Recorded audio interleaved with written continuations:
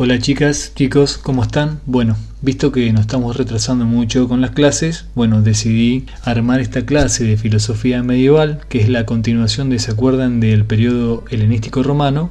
Sería lo que continúa después de esa última clase que tuvimos esa vez.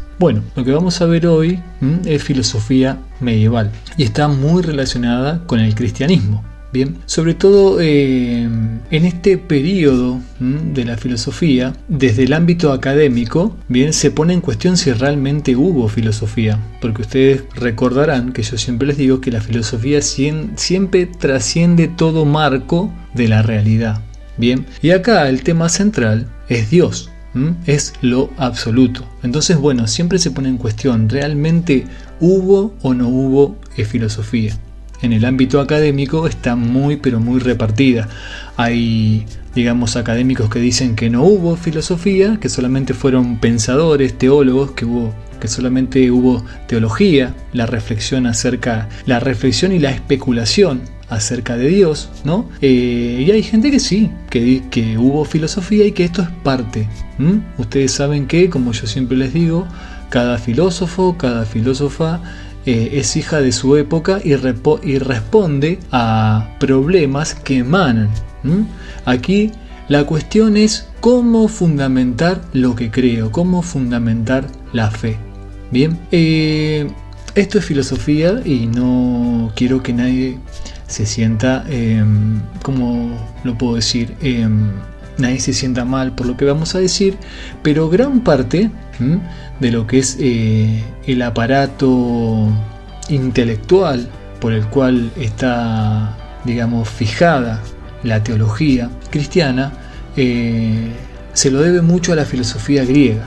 Bien, sobre todo en un primer principio a Platón, también a el neoplatonismo de Plotino, y en un segundo principio, que ya lo vamos a ver, a la filosofía de Aristóteles. Bien, son dos filósofos que han dominado la teología cristiana. Bien, ya lo vuelvo a repetir, una cosa es la teología y otra cosa es la fe. Bien, la teología lo que va a tratar de explicar son los misterios de la fe. Bien, y con el cuidado de no racionalizar la fe, porque ahí ya se pierde la dimensión de la fe, porque la fe es creer, firmemente en algo que no veo ni percibo por mis sentidos, pero que de alguna manera siento. Bien, dicho esto, vamos a empezar. Ustedes sabrán que el cristianismo en sus inicios fue considerado como una secta judía.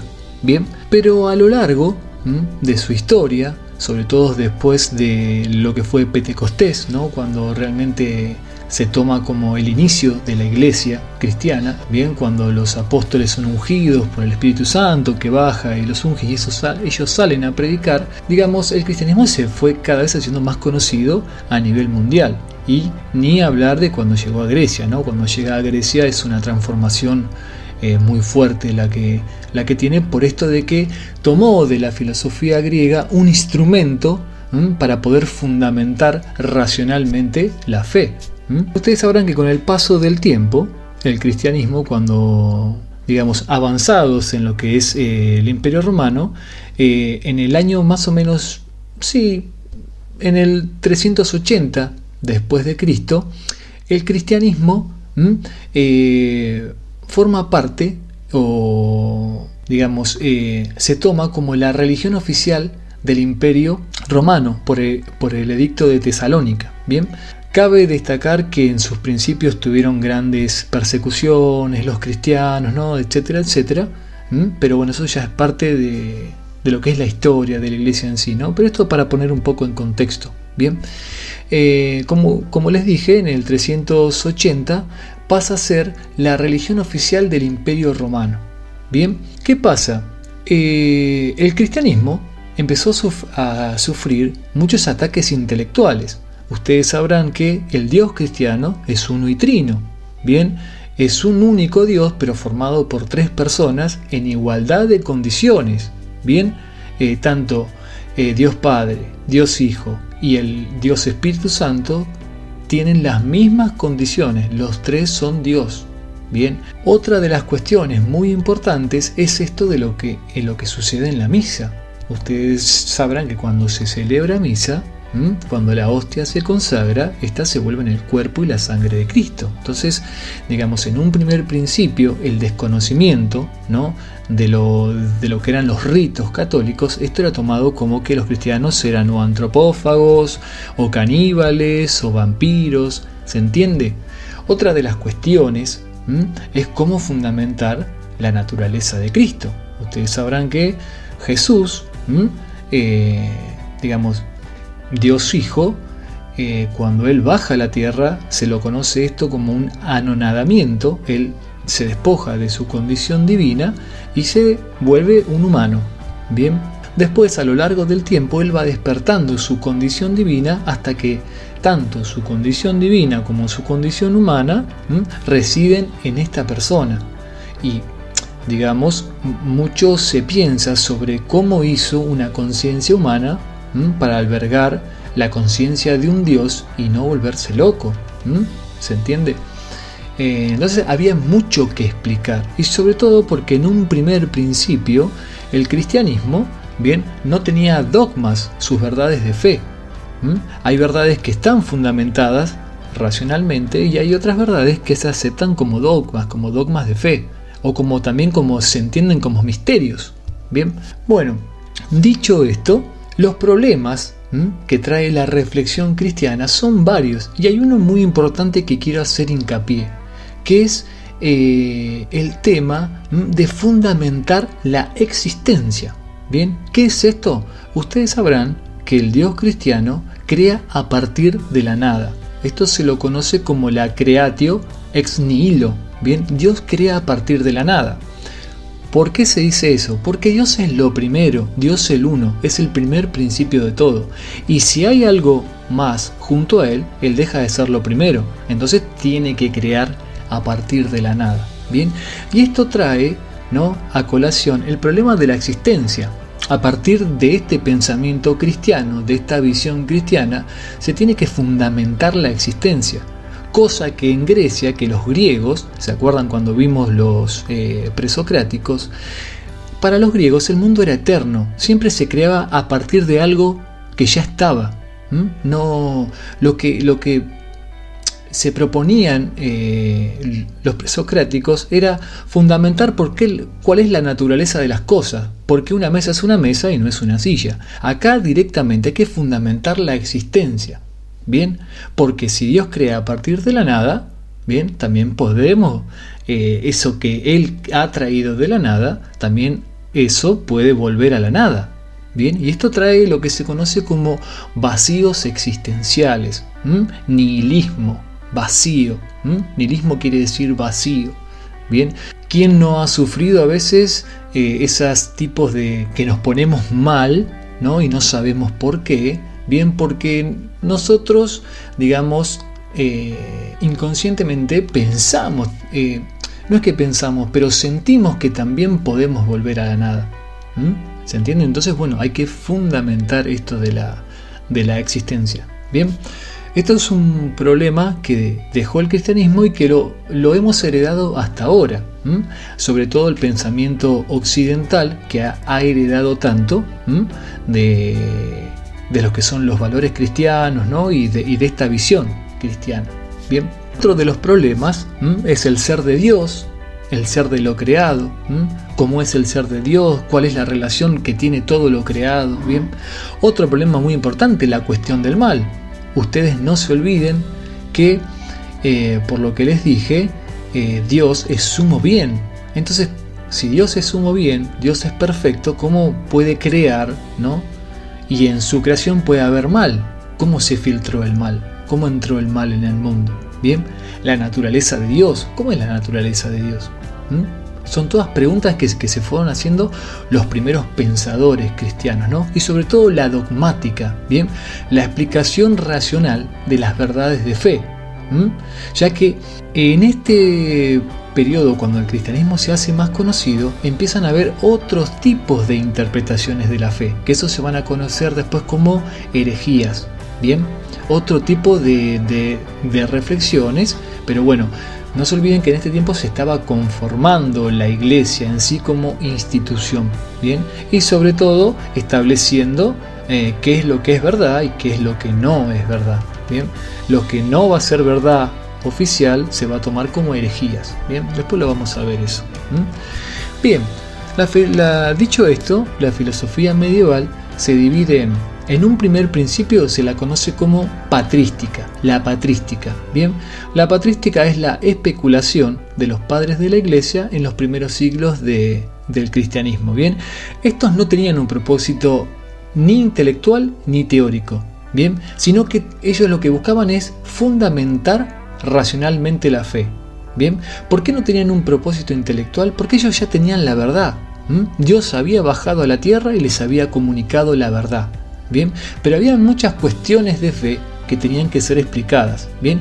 Y sobre todo defenderla de ataques intelectuales, tanto de judíos como de romanos y los paganos, gente que no era cristiana y que estaba en contra, ¿bien?, del cristianismo. Entonces, bueno, esto se lo conoce como apología, la defensa de la fe, ¿bien? Bueno, ¿cuáles son las fuentes de los padres? Sobre todo el neoplatonismo. En este primer momento no se conocía bien a Platón y ni hablar de Aristóteles, solamente se conocía algunos escritos de lógica nada más de Aristóteles, pero que no se lo habían atribuido a él, ¿bien? Solamente había una vaga concepción del neoplatonismo, ¿bien? Sobre todo fuentes estoicas, también se acuerdan los estoicos, que los vimos, y los cínicos, ¿bien? Ahora bien, fíjense, ¿no?, lo curioso, que los padres de la patrística se dividían en dos grupos: los que simpatizaban con la filosofía porque ellos veían un instrumento rico para defender racionalmente y fundamentar la fe, y los que no estaban de acuerdo con la filosofía, ya que consideraban al cristianismo y su contenido de fe como la única verdad. Bien, es más, veían a los filósofos, por ejemplo, como Platón o todos los filósofos que estaban en ese momento, como gente que le había errado, que se habían equivocado porque no estaban iluminados por Dios. Bien, su intelecto no estaba iluminado como ellos, porque ellos tenían la verdad, porque esta verdad había sido revelada por Dios. Bien, esa era la visión que había. Bien, y fíjense, ¿no?, acá entra mucho lo que les decía al principio, ¿no? Que la filosofía se va a ver relegada en un primer momento. Ya vamos a ver que en el segundo periodo de la filosofía medieval no es tan así, pero en este principio la filosofía es como un instrumento de la teología, ¿bien?, de la reflexión acerca de Dios. Por eso vieron que arriba en el título, acá, ¿ven?, dice relación entre fe y razón. Cuando hablamos de razón hablamos de filosofía, y cuando hablamos de fe hablamos de la teología. Bien, entonces va a haber esa relación. Pero bueno, en este primer momento se la va a conocer como que la filosofía es sierva de la teología. La teología va a pasar a ser el saber, la madre de todas las ciencias, porque es la reflexión acerca de Dios, ¿no? Y como en esta época nadie era ateo, nadie dudaba de la existencia de los dioses, entonces la teología es la madre suprema de todas las ciencias. Bien, bueno, vamos a hablar un poco sobre las herejías.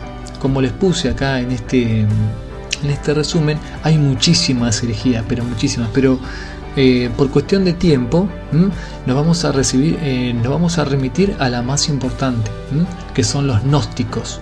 Gnósticos viene de la palabra gnosis, que significa conocimiento. Fue uno de los principales movimientos heréticos de la época. Es más, y muy avanzado, ya lo vamos a ver en la mitad de la Edad Media, vuelve a resurgir este movimiento con otros nombres, pero fue un movimiento que siempre tuvo mucha importancia, bien, sobre todo por lo que ellos decían.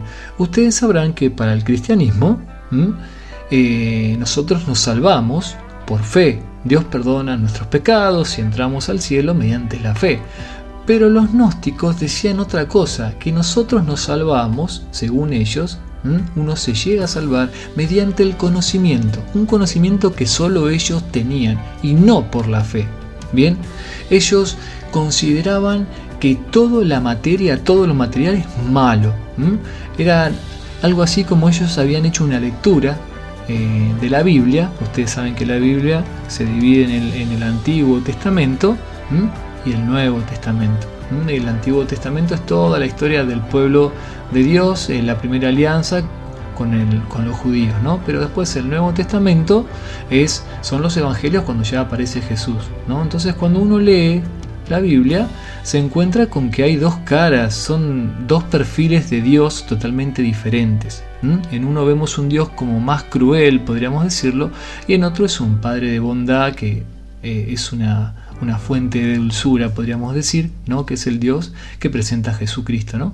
Bien, ellos la lectura que hacen es que ven, ¿no? Dos dioses diferentes. En el Antiguo Testamento es un Dios menor, que es el que creó toda la materialidad y es un Dios malvado. Y después el del Nuevo Testamento, el Dios de Jesús, es el Dios bueno, es el verdadero Dios. Entonces ellos, mediante ese conocimiento profundo, llegaban a salvarse. Bien, ya les vuelvo a repetir, fue una herejía que costó muchísimo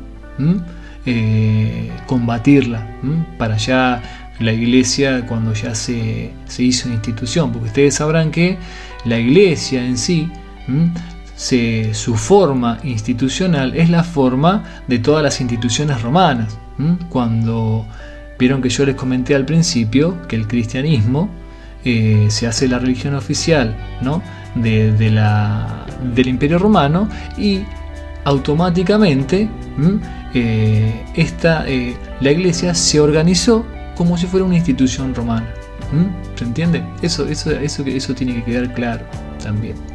Bien, representantes de la patrística hay muchísimos. Uno de los primeros y más importantes fue Justino, que murió mártir. Justino lo que llegó a proponer es a trazar puentes entre la filosofía griega y el cristianismo y la fe. Es más, él pensaba que los filósofos como Platón, ¿no? Él era filósofo también y después se convierte al cristianismo. Él pensaba que Dios había puesto las semillas de su sabiduría en los filósofos, ¿bien? Y que ellos, todo lo que habían dicho, como por ejemplo Platón, ¿no? Había sido por gracias a la iluminación de Dios. Que es como que Dios había plantado las semillas y que en ellos había germinado ese conocimiento, la teoría de las ideas de Platón. Bien, él lo que hizo es helenizar al cristianismo. Bien, esa es la palabra justa, helenizar al cristianismo. Es, ponerle todos los conceptos filosóficos, todo el arsenal racional para explicar la fe, pero tomado de la filosofía griega. Bien, sobre todo de Platón. ¿Se acuerdan? Ustedes, si nosotros recordamos lo que es la teoría de las ideas de Platón, ¿se acuerdan que yo cuando vimos a Platón les comenté que es prácticamente el cielo y la tierra? La idea de bien, ¿se acuerdan que es la madre de todas las ideas en Platón? O el uno de Plotino, del cual emana toda la realidad. Bien, ese es el lugar que ocupa Dios. ¿Se acuerdan que para Platón la idea de bien es el fundamento del ser? Es la que le da la jerarquía de inmutabilidad, de perfección a las demás ideas. Bueno, acá pasa lo mismo. El único problema que va a haber, por ejemplo, ¿se acuerdan con Plotino y el uno? Es que del uno mismo brota la realidad. Y cuando yo les hablé de la creación de Dios, el Dios cristiano es diferente a lo creado. Una cosa es Dios y otra cosa es la creación. Bien, ¿se acuerdan que yo les dije que desde la postura de Plotino, se lo conoce eso como panteísmo, todo es Dios? Pero acá no, los cristianos siempre hacen esa distinción. Dios por un lado crea, pero es diferente a la creación. Y Dios crea como un acto libre, no está obligado a crear. Porque si Dios tuviera que cumplir alguna obligación, dejaría de ser Dios, porque está condicionado. Y Dios es omnipotente, omnipresente, tiene todas las perfecciones que ustedes se puedan imaginar y más. Bien, bueno, otro de los representantes, y en este sí me voy a detener porque es el mayor exponente de la patrística, es San Agustín de Hipona.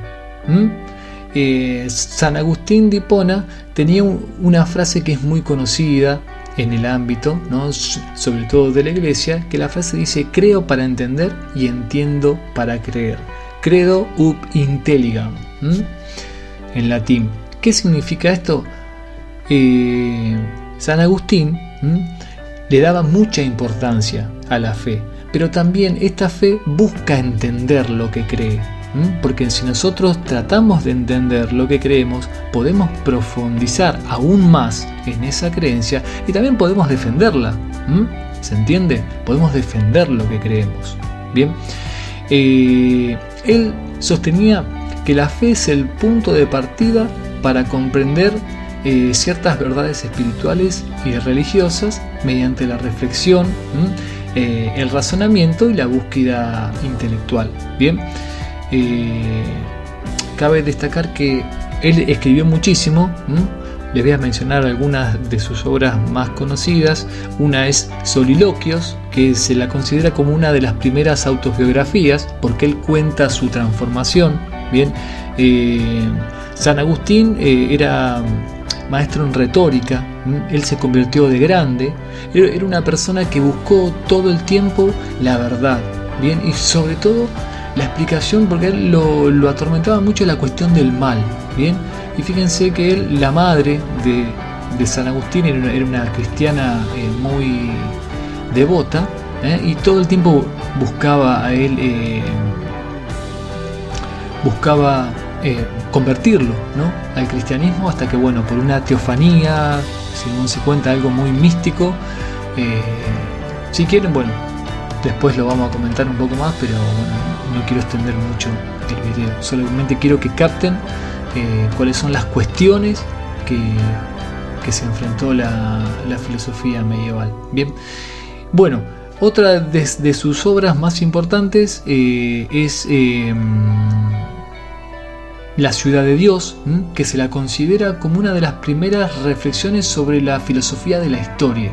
Bien, él hace una reflexión porque ustedes saben que cuando cae el Imperio Romano, muchos de los romanos que no se habían convertido al cristianismo le echaron la culpa al cristianismo porque se había abandonado a los dioses antiguos. Entonces los dioses, como castigo, mandaron esta ocupación de los pueblos bárbaros. Bien, pero bueno, eso es un poco... Pero bueno, San Agustín lo que hace es escribir esta historia, La ciudad de Dios, esta obra, para demostrar que eso no era así. Bien, bueno, cabe destacar que también San Agustín propuso muchas teorías que fueron muy influyentes durante el segundo periodo de la filosofía medieval. La primera teoría es la teoría de la iluminación. Bien, él lo que plantea es lo siguiente, ¿no?, que la mente humana solo alcanza todo lo que es material y todo lo que es imperfecto, pero nosotros muchas veces hablamos de cuestiones, como por ejemplo de conceptos como lo perfecto, así como cuestiones como la infinitud, y que dice que son conceptos que en nuestra realidad no los podemos encontrar. Entonces se explica, se pregunta San Agustín, ¿cómo puede ser que nosotros tengamos esa dimensión? Si nuestra mente es totalmente finita, va a decir. Entonces dice que es gracias a la iluminación de Dios que nos hace participar de estas verdades, como por ejemplo de estos conceptos de infinitud, como de perfección, que Dios ilumina nuestro intelecto y nosotros podemos acceder a todo ese conocimiento que en nuestra realidad no se encuentra. Bien, bueno, la teoría de las razones seminales es otra teoría en la que él sostiene, ¿no?, que Dios, cuando crea, crea un mundo primordial. Y que lo que hace Dios es regar a este mundo de semillas, ¿no? Que con el tiempo se van a desarrollar y se van a manifestar a lo largo del tiempo, ¿no? Y que a partir de esta semilla van a aparecer las distintas especies de ya sea de todo lo que Dios pensó para la tierra. Es muy parecida, que en realidad, fíjense, es una teoría evolucionista, ¿no? Porque dice que Dios ya sembró todo, ya pensó todas las especies que van a surgir a lo largo del tiempo en la tierra. Bien, bueno, otra teoría muy famosa es la del alma humana y la Trinidad. Bien, él sostiene que dentro del alma humana Dios dejó pistas de su naturaleza, ¿no? Ya que el alma nuestra posee memoria, entendimiento y voluntad, y que estas tres facultades funcionan de manera conjunta y relacionadas entre sí, igual que Dios, que el Dios unitrino. Bien, y bueno, por último, la gracia divina. Él decía que nada puede condicionar a Dios. Por ejemplo, un ejemplo simple, por más que nosotros nos portemos bien, Dios no está obligado a recompensarnos. Bien, porque si no ya sería un condicionante a Dios. Dice que Él lo que propone es que Dios nos da su gracia, su bendición, su protección a los que Dios quiere. ¿Se entiende? No es que por más que nosotros nos portemos bien o mal, digamos, ya hay un grupo de elegidos a los que Dios le va a otorgar su gracia. Bien, no quiero aclarar más porque ya se va a hacer demasiado largo el video, así que bueno, espero que haya sido de aclaración. Lean las clases, bien, lean este resumen que les dejo. Ahora se los voy a poner en el grupo y cualquier pregunta me la hacen mediante WhatsApp o por el correo. Bien, bueno chicos, chicas, un saludo muy pero muy grande. Nos vemos.